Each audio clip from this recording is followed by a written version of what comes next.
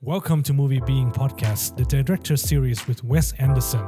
Just when you thought you had seen everything Wes Anderson has to offer, he released a claymation masterpiece, Fantastic Mr. Fox, in 2009, and follow up with a critically acclaimed coming-of-age movie, Moonrise Kingdom, in 2012. In today's episode, join our conversation on why we think these movies not only rejuvenated his career, but also made his movies more approachable to the general public. Beings.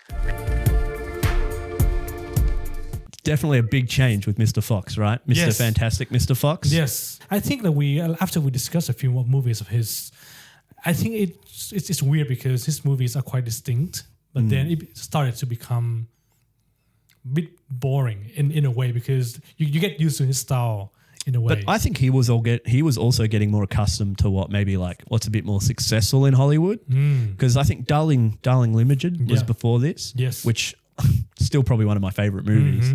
But like comparative to like these two movies in success, they didn't find that success. Even though that story was quite simple as well. It still had his weird dialogue. We see his weird dialogue in these films still, but there's something about Fantastic Mr. Fox. I don't know if it's just because of the casting as well, like having George Clooney and Meryl Streep like frontline. Like he didn't have anyone that big. Like Bill Murray nearly was his biggest one. And even though like Owen Wilson came into his own and like a lot of the actors he uses are great. This is, I don't know, it's just a weird stepping point. And it's like a bit more of a family-friendly film as well. Much more approachable from that angle as well. Yes. And I think the decision to use claymation makes a big difference as well, because I think all before that, even though his movie is supposed to have like this very approachable themes, like for example, the Life Aquatic, but you had death, you had monsters, you had explosion, guns. It can be very confusing and like convoluted at times, right? But this movie is like, it's purely for families. And even though it deals with some quite heavy stuff. Heavy issues as well. It deals with the issues of animals talking to humans as well. I'm like, are they just talking to each other now? And I'm like, okay. I feel like it could have been something worked out here. Like all the shit that happened in this film. I'm like, oh, he's just having a chat with him. and I had the question as well, like this is different animals talking to each other. That means that they talk the same language? Yeah, well, apparently they all speak, I'm assuming, English. Because this book, it's based on a book from Roald Dahl, who I think Wes Anderson likes, because from the point of this filming, last year I think he released a lot of small films based on other of his books. They were all on Netflix. I watched a couple of them. They were quite interesting. But that's what I was like. I'm like, this is kind of where it began. It must have been a bit of a fascination with it. So, and I understand this movie is good, but I want to understand, like, how would you tell the synopsis for this movie? I wouldn't even know. Because it's still like a strange tale, right? It's about a fox. Yes. It's kind of given up on the what's the word I'm looking for? He used to hunt for a living, and he gave that up for his partner. He's like, we can't do this anymore. If we're going to settle down, you can't do this shit anymore. So that's the first 5 minutes. He comes in, he's settled down, he has a kid, he's there with his wife, they're in a little home, and he doesn't feel quite enough. He feels like there could be more he can do and more other things he can do. And that kind of leads into the film. That's kind of like, without like going too far into the rest of the film, I think that's like maybe the best way to like, there's a lot of other things that go on, but that's like the main like plot of the film, I would say. And I think that's a very relatable thing as well, because I'm pretty sure that over the lifetime, we give up a lot of things that we like to do for the responsibilities that we take on. Or for someone we love as well. Yes, but for him, it's weird because for him, taking care of the family means bringing food. It's not about working. Like, he became a columnist. Yeah, he becomes a writer. And I'm like, what? A fox that was like hunting birds and stuff. He's a writer. Yeah. Which is another thing, right? Do the humans read them? The animal newsletter as well? Who reads them? And what is the currency that they use to pay the salary? We didn't get into the nuances of it, but complex society, isn't it? Yes. And I still remember the scene where he wanted to buy a property which is under the tree. The tree. And the real estate agent was like, yeah, this is a tree. Under the tree. I love it. Yeah. This is a tree. Yeah, but I think because of the claymation style, so you didn't really need to have the explanation on how things work. like like how you're going to pay for the house, like how you're going to get the mortgage for the house. And he went to the Bill Murray's character to get the loan, to get a lawyer. It's like you have the whole system. It's a whole human system. That's what kind of this. It's like playing off real life, but just with animals, right? And I will say with the shooting style, it really plays well into how Wes Anderson films movies, because it comes across great here. Like his use of all the claymation and all the shots and stuff, it plays really well in this. It's crazy. It's like he was doing this like his whole life, really, right? Considering this is his. Well, I don't know if he had any short films before this or whatever. I didn't really look into it, but I feel like he does a great job of directing and shooting this. Yeah, and I must say this might be one of his strongest directing movies, because I think the story is really tight, and I think this one of the surprisingly, this movie didn't perform well at the box office. No, because it is like when you watch it, it's like it seems very relatable and easy to access for like a family thing. But that's the thing. What if you're like, Wes Anderson? It's like it's not really.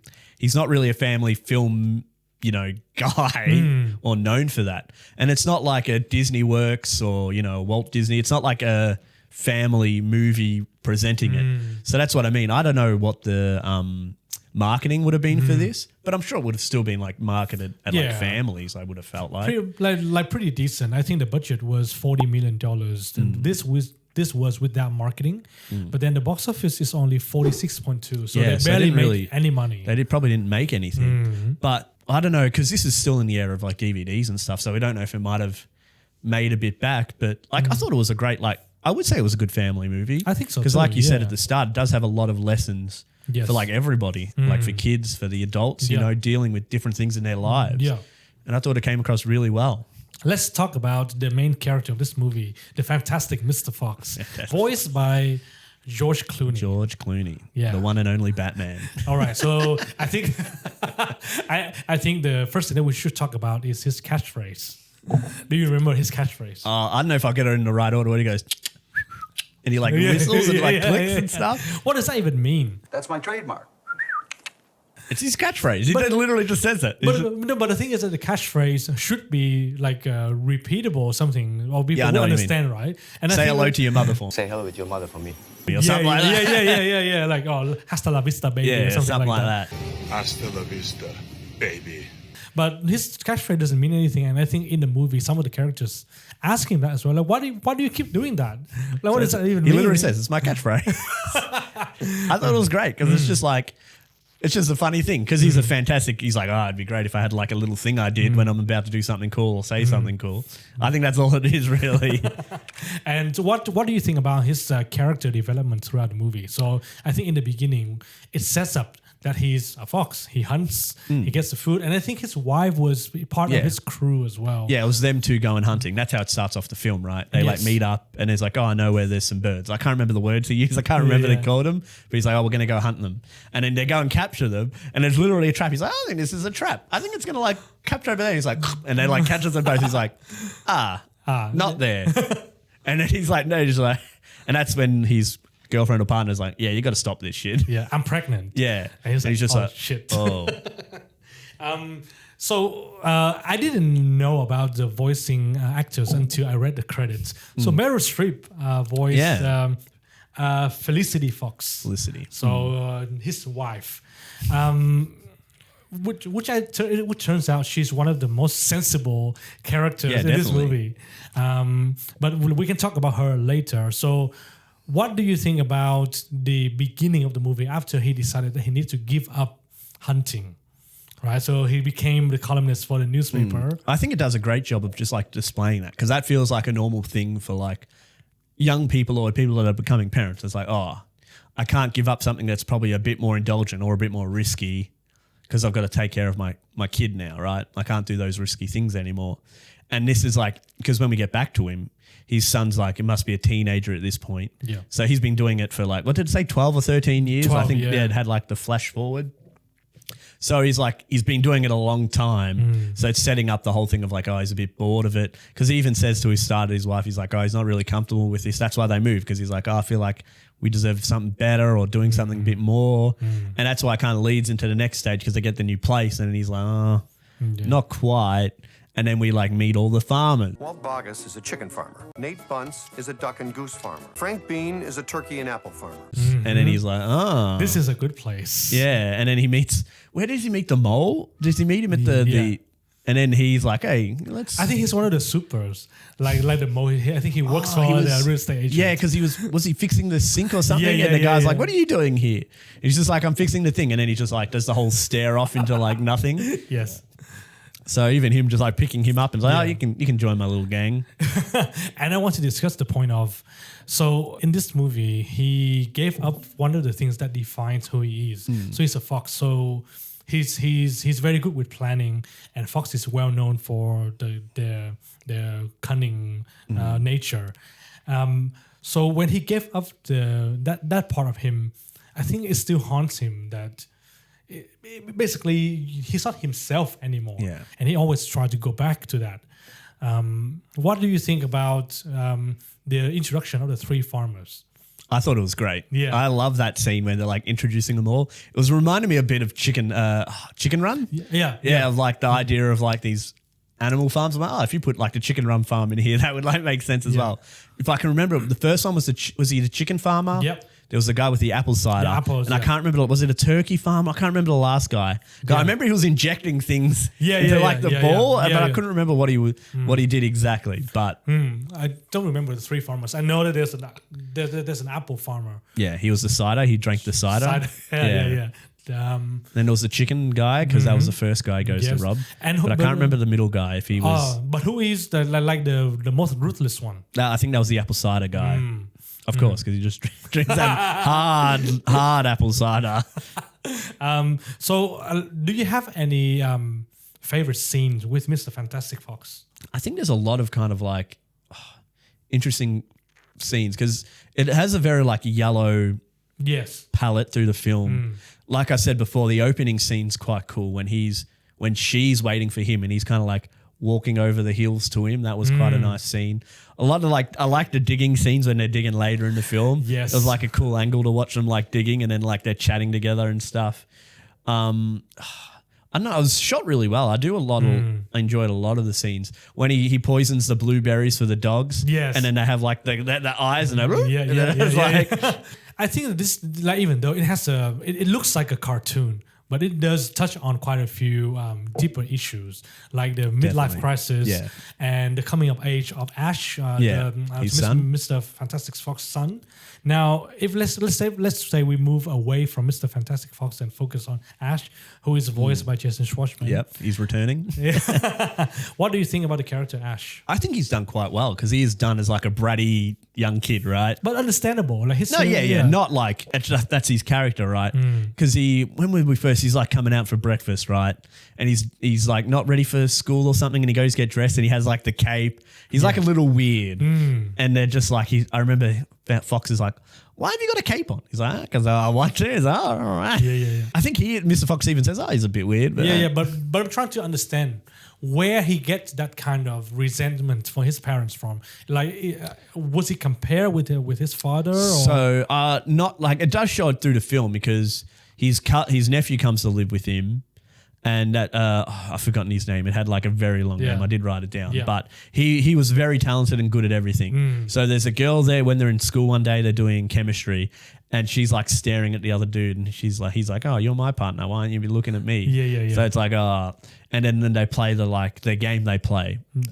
And he's like, put me in, coach. That's when we get introduced to the Wilson again. Yeah. Wilson's the coach. And he's like, oh, come out. And then they put in his nephew, the new kid, and he like dominates. He's like, it's the first time he's ever played. Look how good he is. And he's just like, because he's later on, he find out he like spreads rumors about it and stuff that he has like fleas or something and ticks because he doesn't like him very much. Which is very juvenile, but I think I'm trying to understand is like, because even before the cousin came, so the cousin's name is Christopherson. That's why I was like, it was a weird name. Yes, but before that, I think he has a bit of hatred towards his father somehow. But I think more his become dad didn't like give him and he wasn't expecting any, like he wasn't giving him enough attention or like wasn't helping him enough maybe because it could be a little bit of both. That could be to do with his life as well, that he's a bit, not, because even when he gets to the stealing of stuff, He doesn't, like, his son wants to be a part of it. He's like, no, you ain't coming. But then literally as he turns him away, Christopherson comes, he's like, oh, good, you made it. So he like invites his nephew, but he doesn't invite his own son. Yes. So it's like, it shows that he doesn't trust him. But even when they're talking about that game, he's like, oh, I could be as good as my dad. And then like shows all the awards he's done. And it's literally, what is that? Like he won it like 8 or 9 times in a row or something. Yeah. And I'm like, okay, so there's like another thing he can't live up to, right?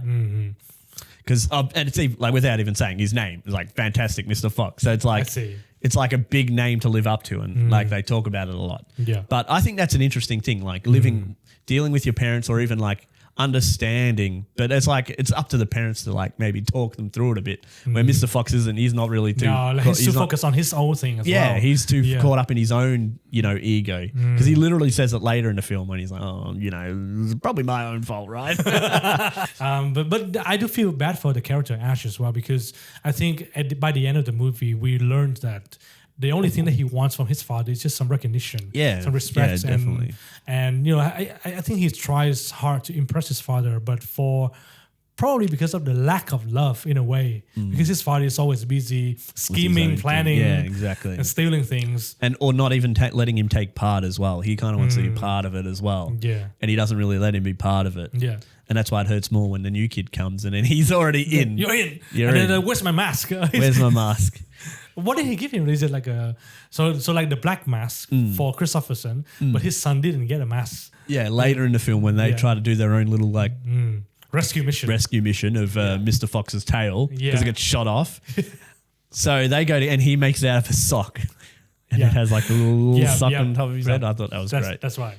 I want to understand the journey for the Fantastic Mr. Fox, because I think after he found out that there are 3 farmers in the area, I think he started with the chickens first. The chicken first, and the next farmer he does goose. So the chicken, the goose, and then the apple. Yeah. So the first mission, he got the badger to come with him. Yeah. Yeah. It went very smoothly. Yeah. Well, that's what I was like. I'm like, it all went, because was that with the electric fences? They're like, we can't go through here. And he's like, there's like a hole through here. He's like, okay. No, I knew that. Yeah. But that was the thing. Like he spent all this time coming up with the plan and getting ready and stuff, because that's what he wanted to do. And then it went well. And then even when he comes home and he's got like the one chicken. Yes. And then the wife's like, why has this got the name tag of the place? And he's like, must have just been on there. And he thought about like getting the half price and on sale things as well. Because he wants to try cover up his, because obviously we all know his wife doesn't want him to do this because, the risks and stuff, as we find out later in the film. Yes. But he gets emboldened, right? He's like, I can keep doing this, right? It worked out. And I think at first he was talking to himself like, this is going to be the last mission, just a one time, just for all time's sake. And it feels good. I think I should do it again. Yeah, that's like the whole idea, right? It's like, trying to recapture it, and then it's like, actually, this is good. I'm going to keep going. How far can I take this kind of thing? And I like the fact that he tried to train the badger how to bite the chicken's neck. So you bite it in the neck. Yeah, you got to kill it. And he's like, I don't have any teeth. I don't have any teeth. But I think my favorite section of the movie is when everything turns to shit. When the farmers get revenge. Yep. And they shoot him up. And I think the guy who owns the apple farm, he got an assistant on the phone. He's like, get the diggers, get the choppers, and get all like our workers, get everyone here. We're gonna get these guys. Yeah, like how many people can you get? 72. Okay, get 72. And I think that's where the movie really took a turn, because up until that point, I really thought that he was just going to get away with everything, and this movie would just focus on the relationship between him and his son. So, what do you think about their rescue mission? So this is when the superhero Christopherson got captured. Yeah. And they had to go and rescue him. I think this is where a lot of turning points happen, a lot of growth happen as well. Because at this point, they're stuck underground. Yes. Because the farmers have like cut them all off, so they literally can't get out. So they're like trying to come up with this plan, and they all do a bit of, Mr. Fox does some soul searching and being like, okay, maybe I shouldn't have taken it this far. Maybe there was a point of stopping. Because is it before that they go and they steal all the shit again? Yes. And then that's when he gets caught again when they try to get the tail back. But then this time he includes his son, and he's like, he learns that lesson of like, my son wants to be a part of it. Let me like bring him in on it. Yeah. Because then he uses himself as a distraction and lets his son go to try to save Christopherson. Yes. And that it goes as well as it could have had. But that's like a learning curve for him because even like I do like before that when they're like he's talking to all the other animals about what they're special, like what's their abilities and stuff, and like what are they good at. He's like, I'm the bomb specialist. And he's like, what? Demolition expert. Like, what is it? And I think before he made that speech in the sewer, he was going to make another speech at the dining table. It was like, this is like everything is happening, everything is all good. And then, like the explosion happened and then all the farmers just dig into the house. And now it comes back to me, I think his son and Christopherson made their own rescue mission for the tide. Yeah, for the tail. And I think the son wanted to prove to his dad that he's capable. Yeah, exactly. And he was, Christopherson, just follow my lead. Probably because of that, Christopherson got captured. And then he felt bad and, okay, I want to go back and rescue my cousin. The details are a bit blurry for me, but when they made the plan, before they carry out the plan, they had to have a one-on-one fight with a rat. With the rat? Yeah. Willem Dafoe? Yeah. So he was there at the apple cider place first. And they must, it seems like they've had a bit of history because he has a little bit of a chat. Yes. And even talks about his wife a little bit. But then they have like their final standoff. And he ends up like killing him. Yes. And he's like, oh, you're the only way we could have done this. And he's like, oh, yeah, I get it. And it's like a nice little send off for him. And I was like, oh, that was nice considering I only saw him twice or whatever. Yeah. I really like that character because I think it gives Willem Dafoe a bit of volume and a bit of channel for him to play a bit of a wisecracking, deadly kind of character because he does this like clicking. Yeah, clicking. Yeah, a lot. Eh? Kind of West Side Story. Yes. And he has a knife and he wears he's like flipping his knife. Yeah. It's a bit like a cool assassin kind of way. But he is an assassin. So let's talk about the last rescue mission. So there's a lot of things happening. So I think the first thing that they tried to throw a grenade down. Yeah, they've got their like pine cones they set on fire. I love that the first one, they're just like, they put it out and then they all come over and it's like, oh no, here we go. And I do love that. I remember from the scene they throw one and it hits like a pile of wood that's like on top of a building. Yes. I'm like, who's got a pile of like wood on top of their building in the middle of the city? Well, okay. But that was funny when they throw all the things and then they're like, because this was the distraction because they all thought this is the only spot they could come up. So this is where they kind of have their final stand. Because in like this half of the movie, it's like a war between the animals and the farmers at this point, right? Because they're all the farmers like dug out and like waiting for them to come out to like shoot them. And this is kind of like the final fight because they've like stolen all the food. There's not much left. So they're like, the farmers like, they're going to do anything they can. So they're like, oh, let's go at it. Hence why he asks all the other animals what their, what their skills are. I think we skimmed through one of the skills that Mr. Fox has, which is riding a motorcycle. That was a fun scene. When it has the big motorcycle and he like goes behind and there's the small one and they like drive off with it. Yeah. But I think that's one of the illogical details about this movie. Like, you mean like animals talking to animals humans? talking? I mean, like, okay, so living in trees and renting them out. Yes, that's the illogical point. But like riding a motorcycle, that's a cut-off point for me. That's it. That's it. No damn animals will ride my bike. Like hitting the pine cones, playing with dynamite. Yeah, that's fine. That's fine. That's all reasonable. I really like the conversation that Ash has with Christopherson when he rescued them.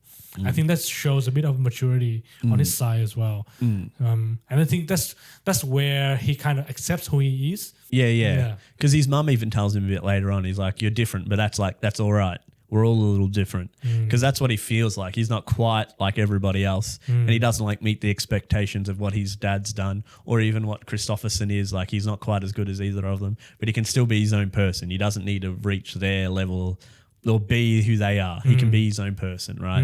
Because I think that's he'd struggle through the movie, right, till the end when he like he's like, okay, maybe I didn't need to be so mean to him the whole time because he does finally like apologize because when he knocks his mom, he's like, I'm sorry. He's like, oh, it's all right. He's like, oh no, for the other stuff, not for this bit. And before that, he did the karate kick that Christopher taught him as he's well. Like, but he to kick the lock off, and I was like, oh my god! No, but he kicked the whole thing down. That worked out.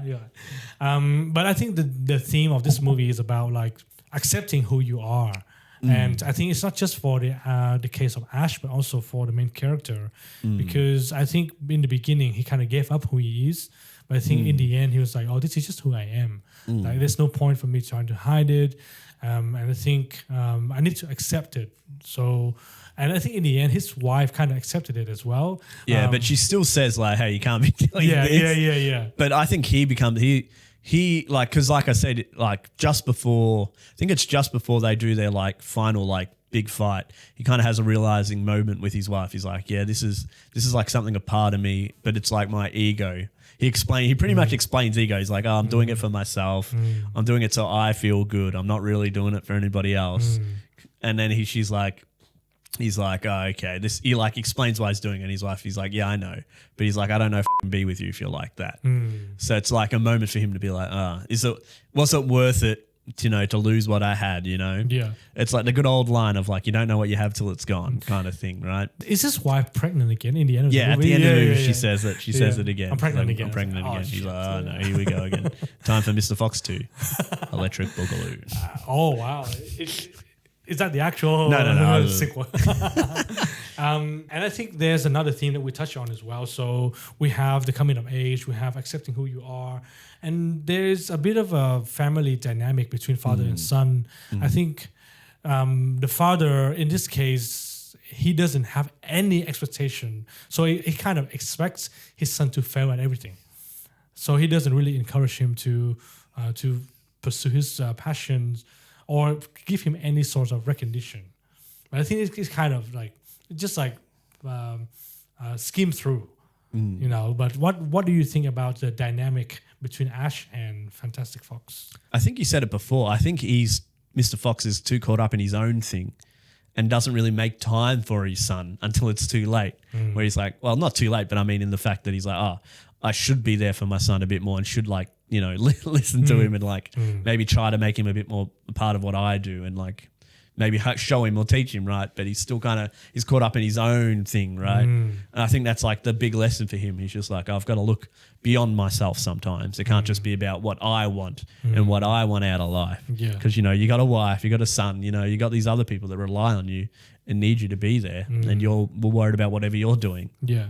And I think it's a very good struggle to have as well, because it's like a struggle between your internal motivation and the external motivation from your family.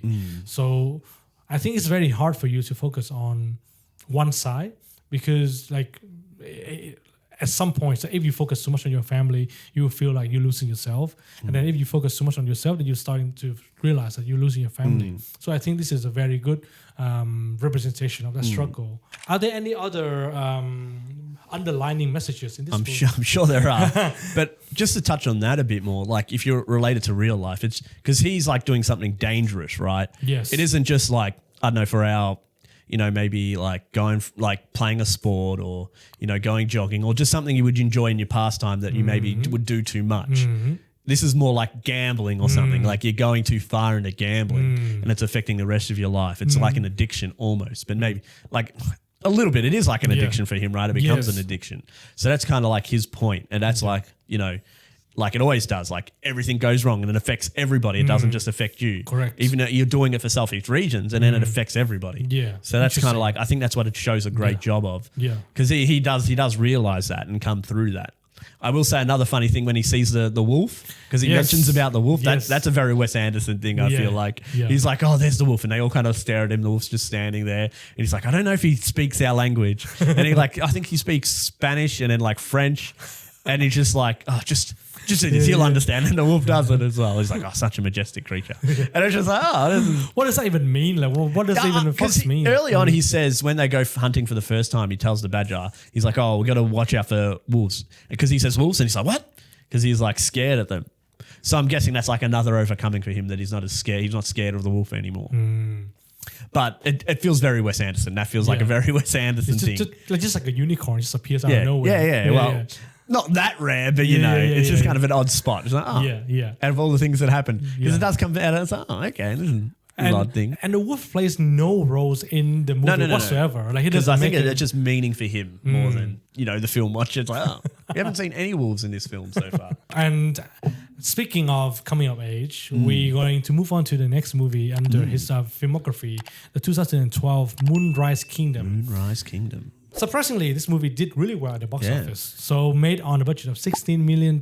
So even, what's that? That's less than half than Fantastic Fox. Yeah. I'm assuming all the bloody marketing and stuff. No, the claymation stuff would probably be pretty expensive. 100%. The stop motion stuff. Yeah. And Moonrise Kingdom got $68.8 million on the box office, which is like probably more than 5 times the budget. Yeah. So if you get rid of the marketing and stuff, so you can It still probably make some still money. made money. Yeah. 'Cause that seemed more of like a Wes Anderson thing. He usually Yes. does like a cheaper movie that does well. Because even if we like move into like the casting, like it's got some pretty good casting in this. Like Bruce Willis. Yes. At this point, like he's not on top, but he's like, I know Bill Murray does his shit for free. He's coming back.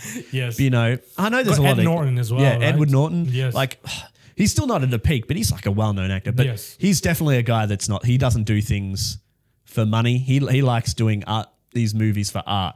Yes. Like I've seen a lot of interviews and even a lot of movies he does. Like him doing the Hulk that one time, like Yes. weird. That was even weird for him. But like a great cast, even like we said for Mr. Fox had a great cast as well. This has another great cast. I think a lot of I've already forgotten her name again. I just mentioned her before. Who plays the Tilda Swinton. and because she's not even in it that long, and I think she's a great actress. I'm like, I wish they used her a bit more. Yeah. But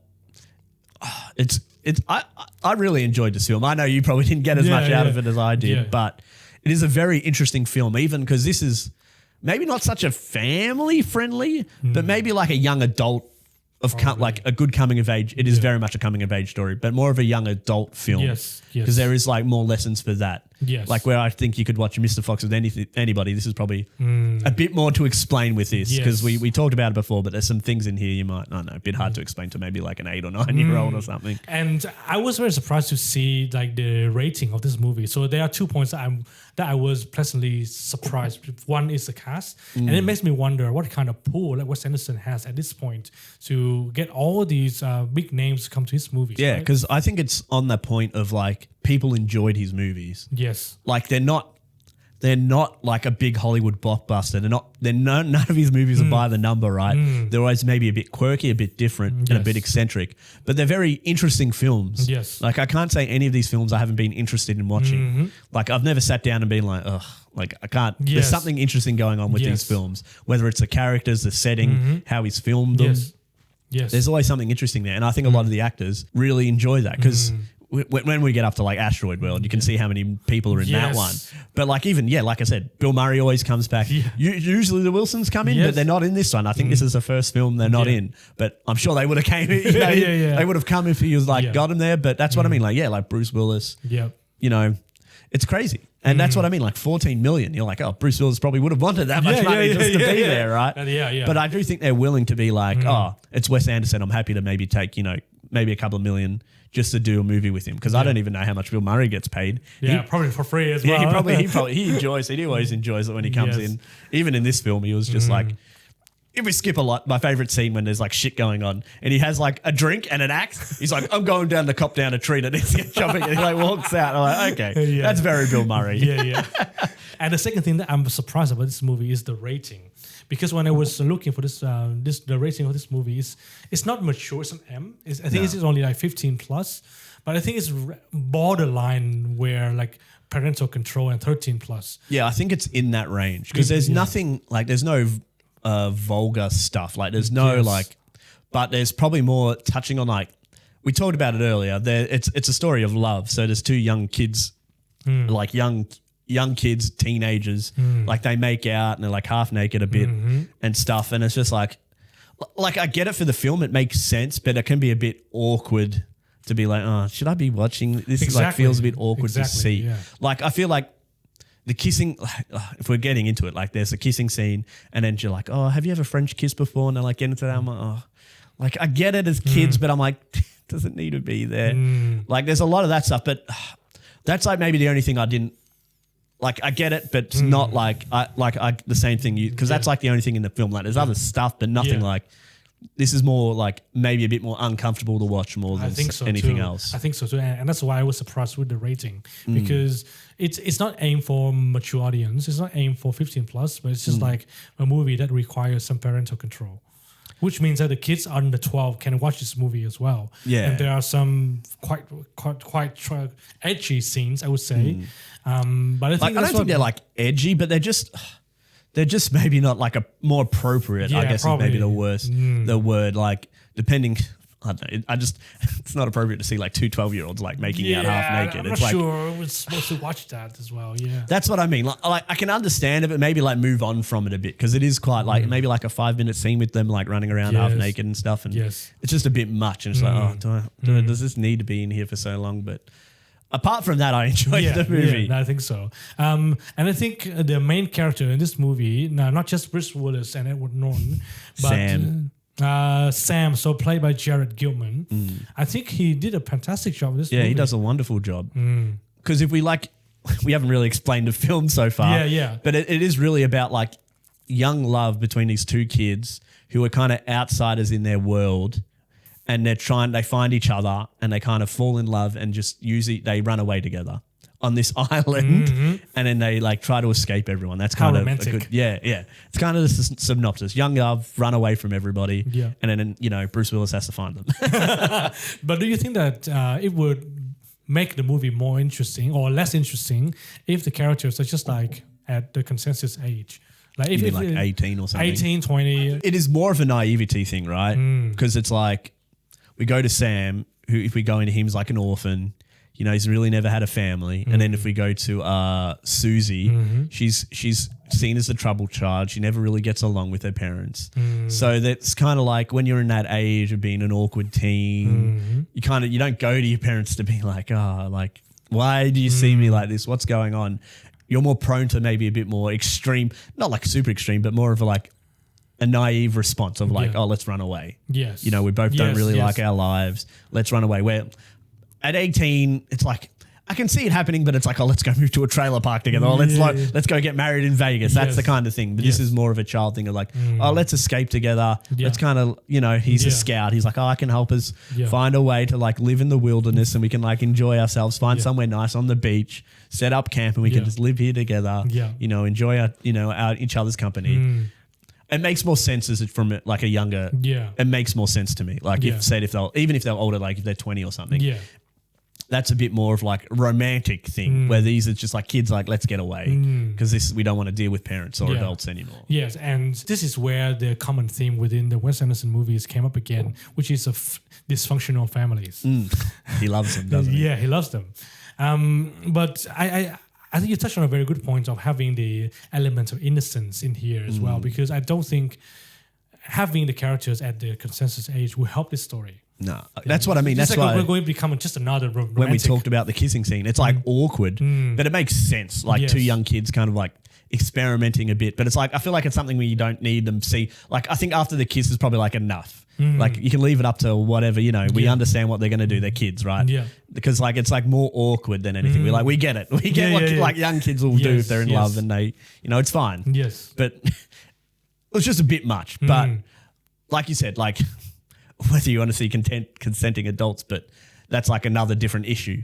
Because I think it does play well into I think the story would, like you said, would be completely different if they're adults.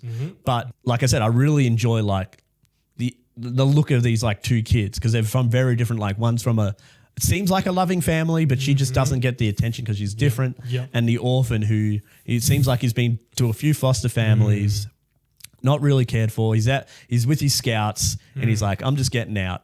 Yeah. I love that. That was my favorite scene at the start of the movie when Edward Norton's like walking down. He's like telling all the kids what they should be doing as the scoutmaster.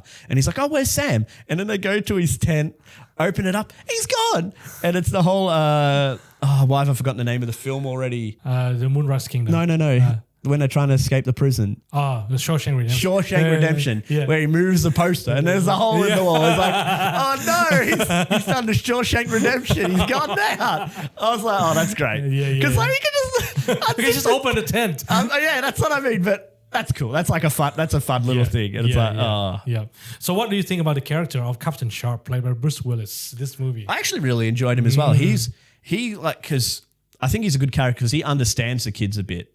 Like Yes. Sam and Susie a bit, because he's a bit of an outsider himself and hasn't really made a life for him, because at one point, it must be the second time they capture him, and he's talking to Sam about things, and he's like trying to explain to him like, oh, these things you shouldn't really be doing, but I can understand. And he even pours him a beer. He's like drinking milk. He's like, you want a little? He's like, oh, you make mistakes. Then he literally offers him a beer, and he's like, you want some? All right.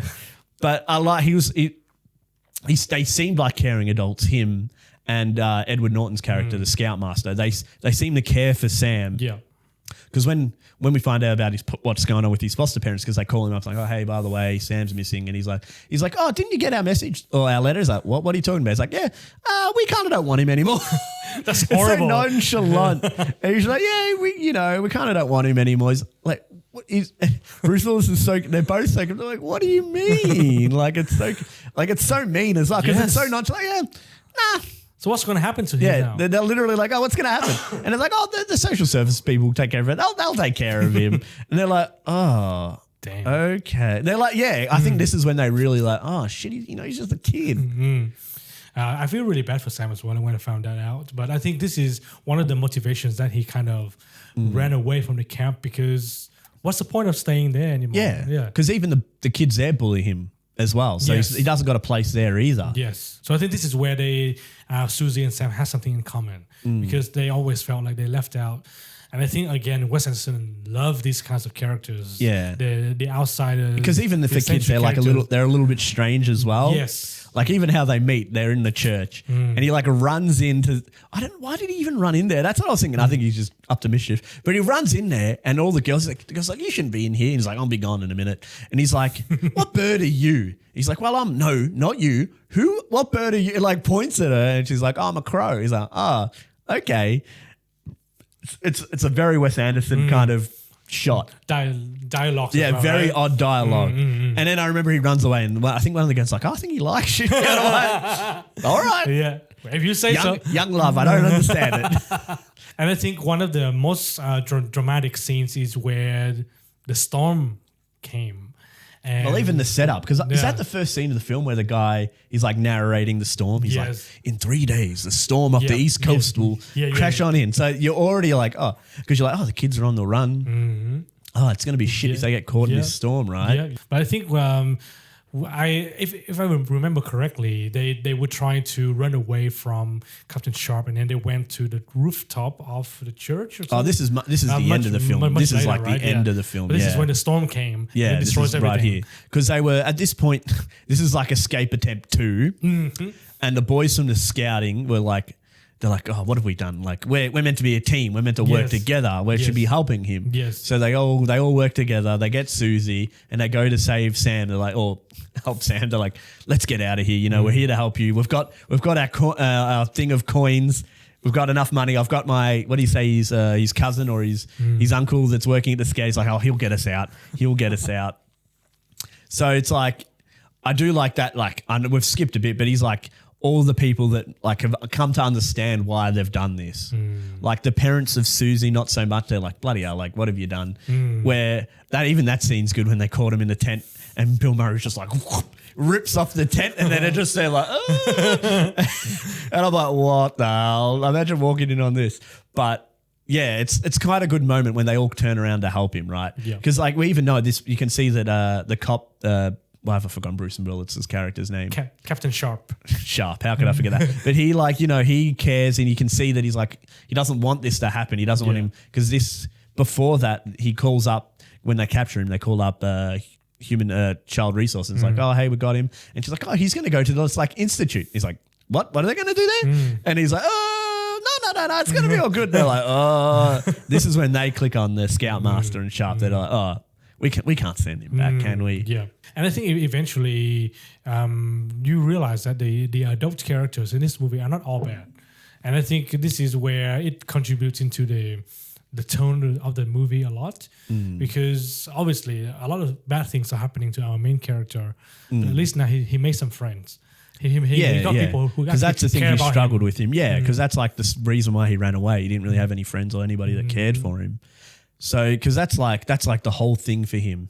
Because like if we get to the end, that's when he realizes with Bruce Willis's Sharp, where he actually like reaches out and says, "Hey, I'll take you on. I'll look after you." Yeah. Captain Sharp is offering to assume the responsibility of foster parenthood. He wants you to live with him. Is this acceptable to you, Mr. Shukovsky?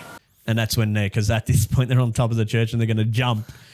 Him and Susie like, let's jump. And it's like, I'm like, oh No, my no, God. please don't jump. We're turning into bloody another Batman. one. Not Batman. Romeo and Juliet. They're like, yes. you know, Yes. love to the end. But I think that it has some sort of similar no, things definitely. as well, right? In a similar way, not like two different people from different like worlds, like trying to find love. It's just like two, because that's what I remember.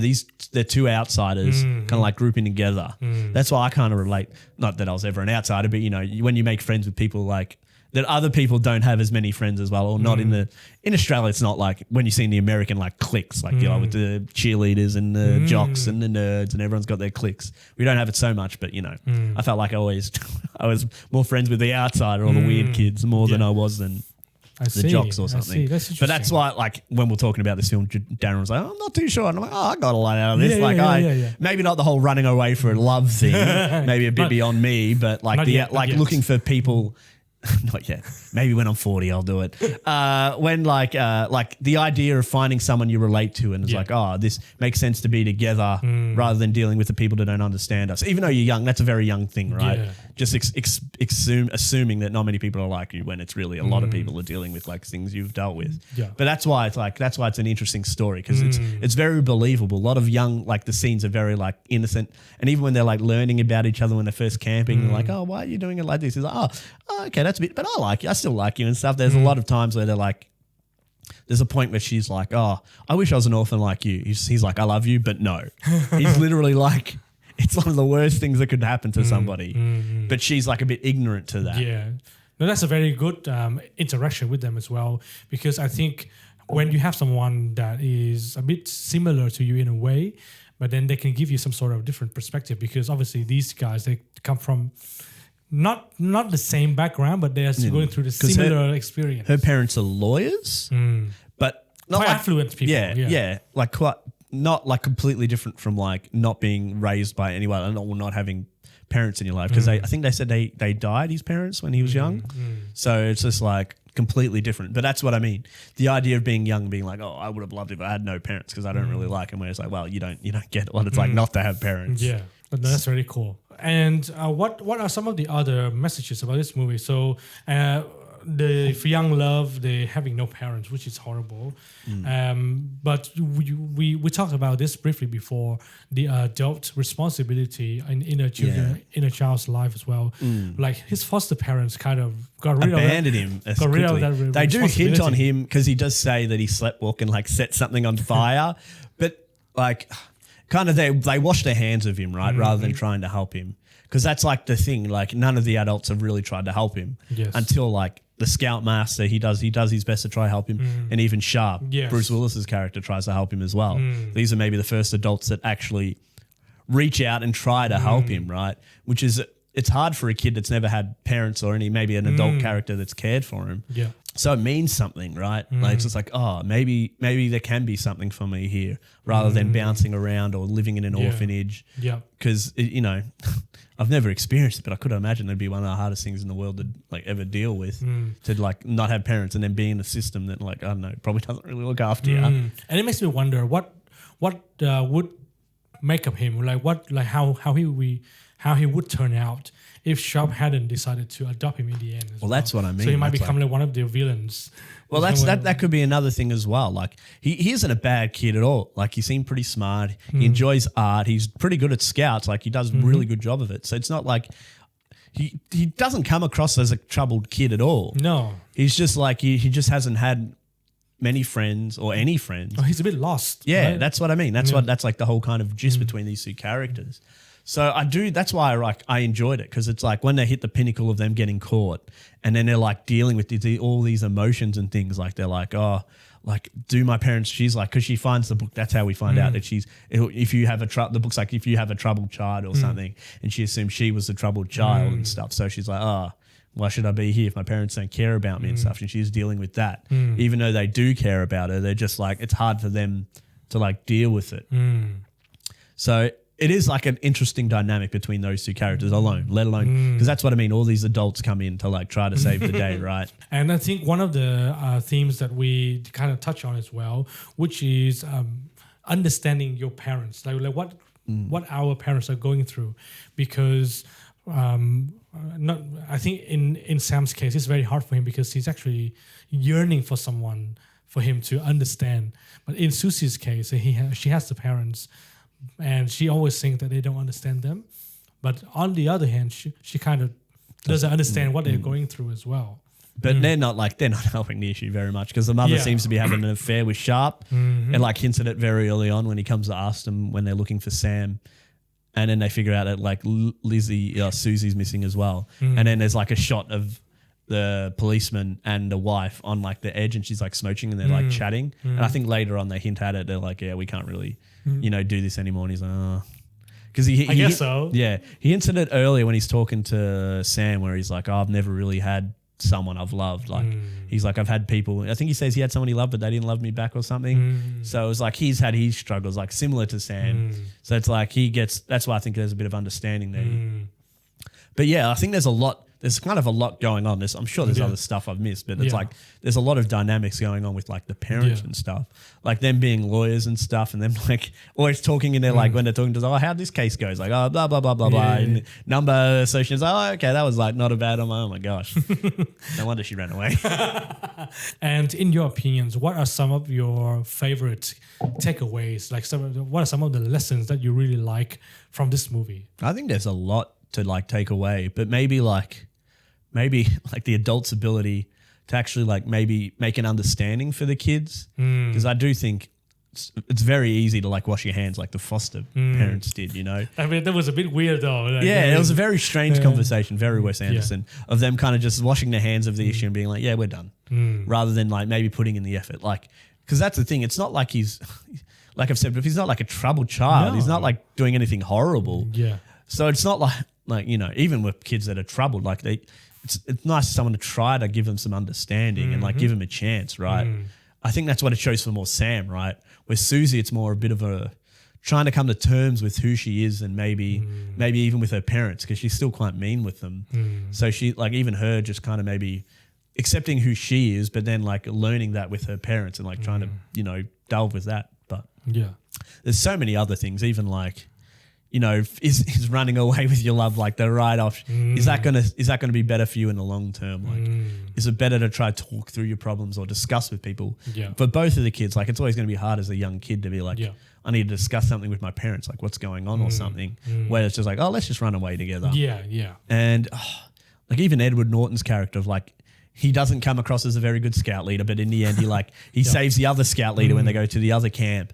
And it was I thought it was a hilarious scene where the other scout mouse, I think he forgot something in his tent. He goes in to get it, and he gets hit by lightning, and they're like, "Oh shit!" And he's like, "You guys wait there," and he like does this weird jump, and he like jumps over, gets to the tent, puts him on his back, and then like jumps over again. I'm like, "Oh damn!" It sounds like you're a superhero. I was like, still got some Hulk in him. Probably that's why.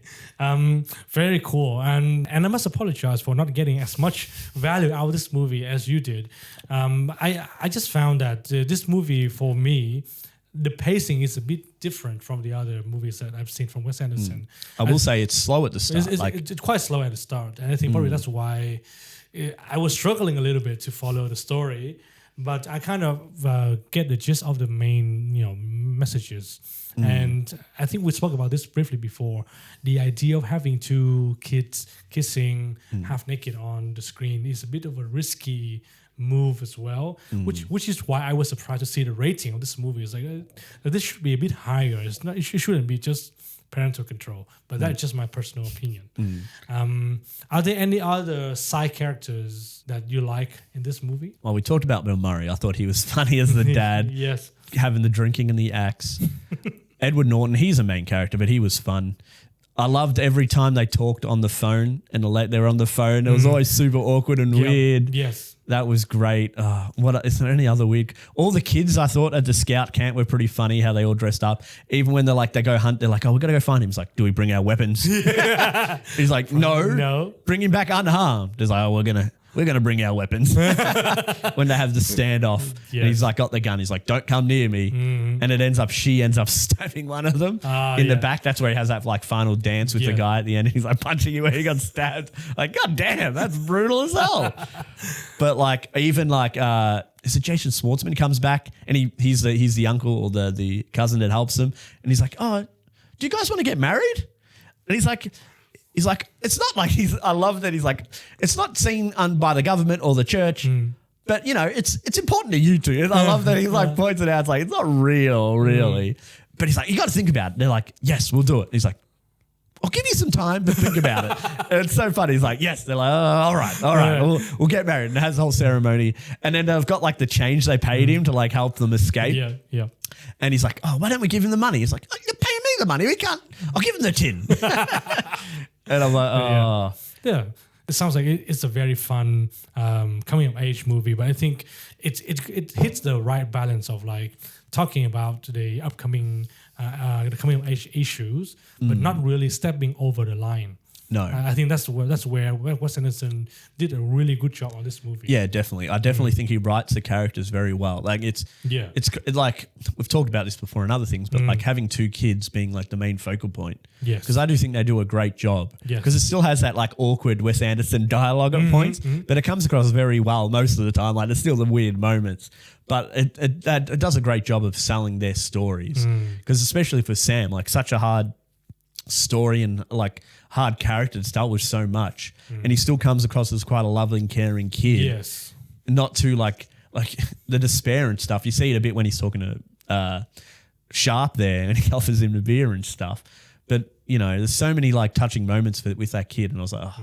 At the end, it kind of made me sad when they're like, he actually got adopted, and the whole like it brings it all together. Where that starting scene in the movie is the one at the end, and he's painting them. He's painting the family together. And then when the mum calls for dinner, he jumps out the window and Sharp's literally out of the front of the house in his car, like smoking weed. And I'm like, they know he's there. And he's dressed up like Sharp as well. And the police get up in the weird hat. I don't know what you call those hats. But I was like, oh, it was a touching end, I thought. Yeah. Anything else you want to add in these two movies? Two movies. In these two movies. Yeah. I don't know. I don't think they're my favorite because I don't think they're like more marketed to us, but I think they're very I still enjoy them. Yeah. And I think this is where we touch on in the beginning. I think up until this point, Wes Anderson movies are a bit of a separate genre, like subgenre. It's a bit eccentric, it's a bit niche. But I think now these movies, they kind of more of a wide market appeal. For families, for kids, and for parents. I was going to say, even though I probably wouldn't recommend for young kids. Probably not. Moonrise, but Fantastic Mr. Fox. I do think it's a good film. Like if you've got like, you know, borderline teens, like there's some good tweens. There's some good things you could like discuss with them. Yes. With this, like talking about young love and like being with a woman or even another partner, like how you deal with that stuff. Yes. And like there's a lot of good lessons I think to learn for that for young kids or young adults and stuff like that. And even for adults, like even the parents or like, you know, Bruce Willis and Edward Norton's character of like trying to be accepting and helping the kids, you know. They didn't brush them off. They could have, like the foster parents. So there's a lot there. And even Mr. Fantastic Fox, it's a bit more, you know, not generalized, but like a bit more like, you know, a bit more family friendly. You know, him just having a midlife crisis and not really paying much attention to his wife and his kid. And then loves the nephew. No, I should have just bought a Porsche. I don't know if foxes can drive Porsches, but he drove a little bike, so why not? I'm pretty sure. Could add a little Porsche. We didn't even talk about like all the licensing system in that movie. It's like, how do you even get a license to ride a motorcycle? Yeah, I know. Drive a car, fly a plane. Well, if they've got a bloody, you know, real estate agent, I'm sure they got like some bureaucracy about like licensing and stuff. Oh my gosh. But then how come the fox, not the fox, the wolf doesn't follow anything? No, he's wild. He's wild. They're above it all. Not going to learn no English. No, very cool. And I think this is a good point to wrap up this episode. Thank you so much for watching. I hope you guys enjoyed the conversation. Leave us a comment, leave us a like. And this is Movie Beings. I'm Darren. And I'm Tim. And until next time.